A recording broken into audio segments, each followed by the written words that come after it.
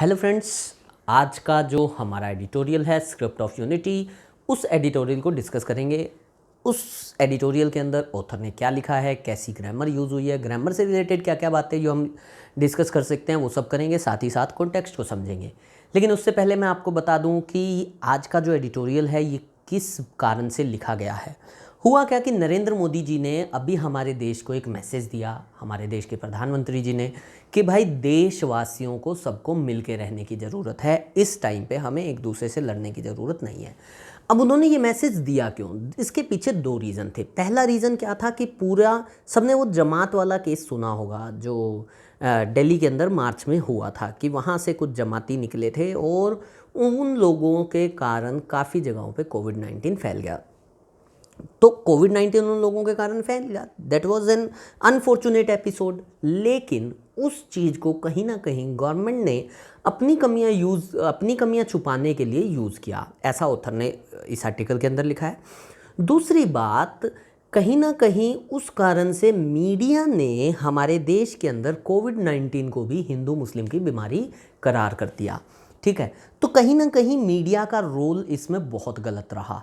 दूसरी बात, हमारे लोगों के अंदर जब ये नेगेटिविटी बार बार भरी गई कि कुछ एक पर्टिकुलर कम्युनिटी हमारे देश के अगेंस्ट काम कर रही है, तो इस कारण से भी हमारे देश के अंदर कुछ दिक्कतें हुई, वो सब इस आर्टिकल के अंदर लिखा है। इस कारण से पूरी वर्ल्ड के अंदर हमारी कहीं ना कहीं डिसग्रेस हुई है। हाँ, यूएन ने हमारे बारे में ये बोला है कि भाई ये सब चीज़ें जो हो रही हैं ये चीज़ें गलत है। हालांकि नरेंद्र मोदी जी ने ये साफ कह दिया कि भाई ये हमारा इंटरनल मैटर है, हमारे इंटरनल मैटर में हमें किसी भी एक्सटर्नल इंटरफेरेंस की ज़रूरत नहीं है, ऐसी बात यहाँ पे लिखी है। लेकिन मोदी जी ने इसके साथ साथ ये भी कहा है कि सब देशों को, देश के सब लोगों को मिल के काम करने की ज़रूरत है। इस टाइम पे कोविड-19 से फाइट करने की ज़रूरत है, ना कि आपस में लड़ने की ज़रूरत है। तो उसी चीज़ के ऊपर लिखा गया है स्क्रिप्ट ऑफ यूनिटी। पढ़ते हैं क्या ऑथर कहना चाह रहा है। Prime minister Narendra Modi's reminder. Start कर रहे हैं हम पढ़ना, लेकिन पढ़ते पढ़ते मुझे सबसे पहले एक चीज़ दिखाई दी, इसका नाम है अपोस्ट्रोफे एस। जिनको पता है बहुत अच्छी बात है, जिनको नहीं पता आज के बाद हमेशा के लिए याद रखना कि इसको क्यों बोलते हैं अपोस्ट्रोफे एस, क्योंकि ये जो साइन होता है ये साइन होता है अपोस्ट्रोफे का, और इसके साथ लगा होता है एस। अब अपोस्ट्रोफे एस की एक खासियत होती है, ये सब लोग ध्यान रखेंगे ग्रामर के अंदर, कि अपोस्ट्रोफे एस से पहले भी नाउन चाहिए होता है और अपोस्ट्रोफे एस के बाद में भी नाउन चाहिए होता है। इस बात को हम सब लोग ध्यान रखेंगे। तो क्या लिख रहा है, prime minister Narendra Modi's reminder. इसका मतलब क्या हो गया जी, रिमाइंडर एक नाउन है। Prime minister Narendra Modi's reminder that कोविड-19 doesn't recognise race, religion, colour, caste, creed, language और बॉर्डर। अब यहाँ पे देखना दो इन्वर्टेड कोमास लगे हैं। इन्वर्टेड कोमास का मतलब होता है कि नरेंद्र मोदी जी ने यही words as it is use किए थे, उन्हीं की एज इट इज़ स्टेटमेंट है। तो क्या कह रहे हैं, उन्होंने कोविड-19 के बारे में क्या कहा, उन्होंने एक रिमाइंडर दिया हमें कि भाई कोविड-19 जो है ये रिकॉग्नाइज नहीं करता, इसको नहीं पता कौन आपकी रेस है, कौन आपका रिलीजन है, कौन आपका कलर है, कास्ट, क्रीड, लैंग्वेज और बॉर्डर।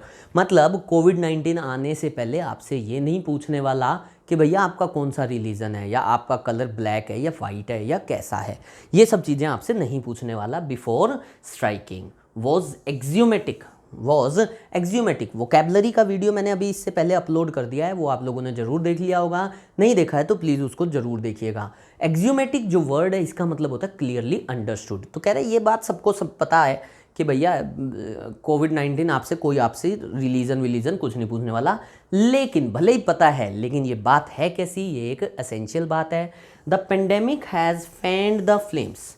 फैन द फ्लेम्स का मतलब क्या होता है, फैन द फ्लेम्स का मतलब होता है आग को हवा देना। तो कह रहे हैं इस पेंडेमिक ने हवा दे दी है, किसको, ऑफ कम्युनलिज्म। जो हमारे देश में हिंदू मुस्लिम कम्युनलिज्म की जो ऑलरेडी फायर जल रही थी उसको और ज़्यादा हवा दे दी है। इंस्टेड ऑफ डाउजिंग देम, जब उसको बुझाने की बजाय, मतलब उस आग को बुझाने की बजाय, इन फ्लेम्स को बुझाने की बजाय, डाउजिंग माने बुझाना, बुझाने की बजाय इसको और ज़्यादा हवा दे दी है। As it has compounded economic woes, और साथ ही साथ एक काम और किया है, हमारी इकोनॉमी, सबको पता है लॉकडाउन चल रहा है तो सारे बिजनेसेस बंद है तो जीडीपी डाउन जानी है। तो हमारे इकोनॉमिक वॉज माने वरीज जो हैं वो भी क्या हो गई हैं, वो भी हमारे देश में बढ़ गई हैं। फिर क्या लिख रहा है, कह रहा the prime minister has recognise the calamitous rage of the virus when he called for response and conduct. कह रहा है प्राइम मिनिस्टर को तो रिकॉग्नाइज हो चुका है, वो तो मान रहे हैं कि ये जो वायरस है ना, इसका जो रेज है, रेज माने गुस्सा जो है वो कैलामिटस है। गुस्सा माने मतलब इसका जो स्प्रेड हो सकता है वो कैसा हो सकता है, कैलामिटस मतलब डिजास्ट्रस हो सकता है। When he called for, call for माने किसी से डिमांड करना, लोगों से डिमांड की, क्या डिमांड की, रिस्पॉन्स एंड कंडक्ट की, जो हमारा रिस्पॉन्स और हमारा जो कंडक्ट, हमारा जो बिहेवियर होना चाहिए, that should attach primacy to unity and brotherhood. हमारा जो बिहेवियर होना चाहिए वो होना चाहिए कि हम यूनिटी और ब्रदरहुड पे काम करें, ना कि हम कम्युनलिज्म पे काम करें।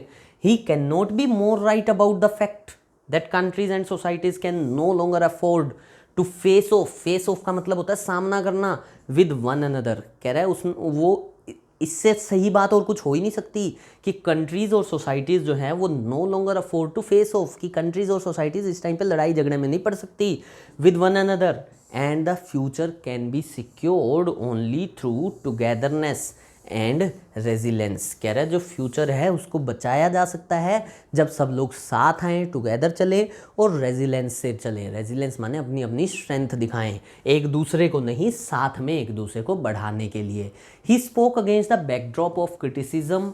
अब नरेंद्र मोदी जी ने ये बात कही क्यों, he spoke against the backdrop, backdrop माने सिनेरियो, जो सिचुएशन बनी, क्या सिचुएशन बनी, of criticism of the apparent, apparent माने क्लियर, कम्युनल स्ट्रैंड, स्ट्रैंड माने एस्पेक्ट, जो हमारे देश के अंदर कम्युनल एस्पेक्ट बन गया, इसको हमने एक धर्म का रंग दे दिया, in the response of some sections to the कोविड-19 चैलेंज।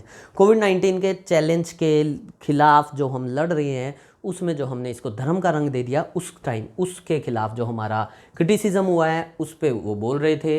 द यूएस कमीशन, हुआ कहाँ है हमारा criticism, US commission on international religious freedom and the UN, US का एक कमीशन है इंटरनेशनल फ्रीडम, रिलीजियस फ्रीडम को लेके, और UN expressed concern over stigmatisation in India of a particular community, कि हमारे देश में एक पर्टिकुलर कम्युनिटी मतलब कि मुस्लिम्स को, जमातीज़ को हम स्टिग्मेटाइज कर रहे हैं, स्टिग्मेटाइज कर रहे हैं मतलब उनको ऊपर कलंक लगा रहे हैं। India sought to reject these concerns as external interference which they were। लेकिन इंडिया ने इन बातों पे कह दिया कि यूएस और यूएन को कह दिया कि भाई तुम हमारे बीच में आके बोलने की ज़रूरत नहीं है। और ऑथर भी यही कह रहा है कि भाई ये बाहर का ही मतलब इंटरफेरेंस था जिसकी हमें ज़रूरत नहीं है। ठीक है, ये बात इन्होंने सही कह दी, लेकिन फिर भी बट देन, ऑथर कह रहा है but then as he noted the virus threat has made borders irrelevant. लेकिन सबसे बड़ी सच्चाई ये है कि आज की डेट में बॉर्डर्स भी इरेलीवेंट हो गए हैं। इरेलीवेंट कैसे हो गए, सब लोगों को अपनी जान की परवाह है। भाई कल को बचेंगे तो बॉर्डर्स की बात होगी ना, बचोगे ही नहीं तो बॉर्डर्स की कैसे बात कर लोगे। तो but then as he noted the virus threat has made borders irrelevant, there have been reports of religious discrimination towards patients. ऐसी भी रिपोर्ट्स आ रही हैं कि पेशेंट्स के साथ भी डिस्क्रिमिनेशन किया जाता है, डिस्क्रिमिनेशन किया जा रहा है रिलीजन के नाम पे। फिर कह रहा है द सिचुएशन वॉज एग्रावेटेड, ये सिचुएशन और ज़्यादा भड़क गई, वो एग्रावेट माने वर्सन, और ज़्यादा ख़राब हो गई, when a vocal section of the Indian diaspora, जब इंडियन डायस्पोरा, डायस्पोरा का मतलब होता है जो हमारे लोग देश से बाहर जाके रह रहे हैं, इंडियन डायस्पोरस का एक वोकल सेक्शन, वोकल सेक्शन माने कि जो अपनी आवाज़ उठाने में हमेशा आगे रहते हैं, often touted as proponents of India's interest, जिनको हमेशा टाउट किया जाता है, माना जाता है कि वो सपोर्टर्स हैं इंडिया के इंटरेस्ट, प्रोपोनेंट माने सपोर्टर्स हैं इंडिया के फ़ायदे के, इन देयर होस्ट कंट्रीज़, जहाँ पे भी वो रह रहे हैं, वो सीन एज, जब उनको देखा गया, माना गया क्या, इस्लामोफोबिक इन यूएई। हुआ क्या था, मैंने आपको बताया यूएई के अंदर सोशल मीडिया के ऊपर कुछ पोस्ट आई, कुछ लोगों ने पोस्ट डाल दी कि हमें इस्लाम से डर लग रहा है, तो इस चीज़ से ये मैटर और ज़्यादा वर्स हो गया। फिर क्या लिखा है, सच ओडियस डिजिटल बिहेवियर, इस टाइप का ओडियस, ओडियस का मतलब होता है extremely bad, hateful digital behaviour का मतलब कि ऐसा जो डिजिटली उन्होंने पोस्ट कर दिया, मतलब सोशल मीडिया पे जो चीज़ें पोस्ट की गई routinely goes unquestioned in India. India में क्या है, आप व्हाट्सएप पे, फेसबुक पे आपके पास कुछ भी मैसेज आया, आपने पढ़ा, ठीक लगा, आपने फॉरवर्ड कर दिया, आपको कोई मतलब नहीं है आप उस चीज़ को वेरीफाई करो या नहीं करो, क्योंकि हमारे देश में ये सब चीज़ें चलती हैं। तो कह रहे usually goes unquestioned in India but in the UAE the response has been quick. लेकिन यूएई में तो इसका रिस्पॉन्स क्विक है, वहाँ पे रूल्स वगैरह जो है वो स्ट्रिक्ट हैं।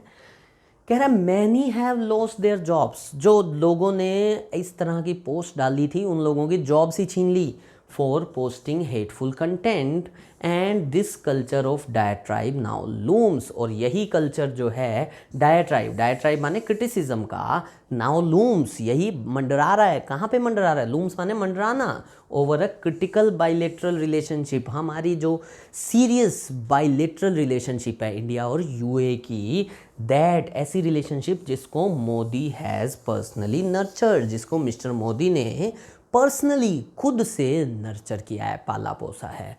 इसके बाद ऑथर क्या लिख रहा है, कह रहे the Indian ambassador to UAE reminded expatriates that discrimination was against our moral fabric and the rule of law। कह रहे जो इंडियन एम्बेसडर थे यूएई के अंदर, उन्होंने रिमाइंड किया हमें ये चीज़ याद करवाई। क्या याद करवाई, याद दिलाई हमारे एक्सपेट्रिएट्स होते हैं जो वहाँ पे जाके रह रहे हैं, दैट डिस्क्रिमिनेशन कि ये जो भेदभाव है was against our moral fabric, कि हमारा जो मोरल जो स्टैंडर्ड है इसमें हमें ये सब चीज़ें नहीं सिखाई गई, and the rule of law, और साथ ही साथ हमारा कॉन्स्टिट्यूशन, हमारा कानून भी हमें ये नहीं सिखाता। इंडीड, वास्तव में the narrative of the pandemic as a communal conspiracy against the nation began to take shape. कह रहे ये जो नरेटिव है, ये जो बातचीत शुरू हुई कि पूरे देश के अंदर एक कम्युनिटी इस देश के खिलाफ एक काम कर रही है, एक कॉन्स्पिरेसी चला रही है against the nation, began to take shape. It began to take shape मतलब ये एमर्ज हुई, स्टार्ट होनी शुरू हुई। कब, immediately after a Tablighi Jamaat congregation माने रिलीजियस एक्टिविटी के लिए जो सारे लोग इकट्ठे हुए थे in Delhi in March, turned out to be a prodigious source of the contagion. मतलब इस बीमारी का एक प्रोडिजियस मतलब एक एबनॉर्मल, मतलब नॉर्मल से भी ज़्यादा सोर्स बन के निकल के आए इस बीमारी को फैलाने में। तो उसके बाद से हमने इस चीज़ को क्या बनाना शुरू कर दिया, हमने इस चीज़ को बनाना शुरू कर दिया कम्युनल कॉन्स्पिरेसी। फिर क्या लिख रहा है ऑथर, कह रहा है जी the centre and the Delhi government. जब ये मुद्दा हुआ ना, देखो मैं बताता हूँ, हमारे देश के अंदर ना बहुत सारी अच्छी चीज़ें हैं, लेकिन उसी तरह हमारे देश के अंदर बहुत सारी बुरी चीज़ें भी हैं।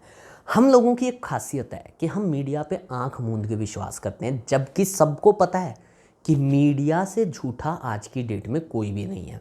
ठीक है, मीडिया ने जैसा हमें दिखाया हम लोगों ने वैसा विश्वास कर लिया। अब मैं आपको बताता हूँ, कनिका कपूर वाला सबने केस सुना था कि कनिका कपूर देश के अंदर आ गई, टेस्टिंग भी हो गई, टेस्टिंग नेगेटिव आ गई, और उसके बाद तो उन्होंने गैदरिंग भी कर ली, है ना।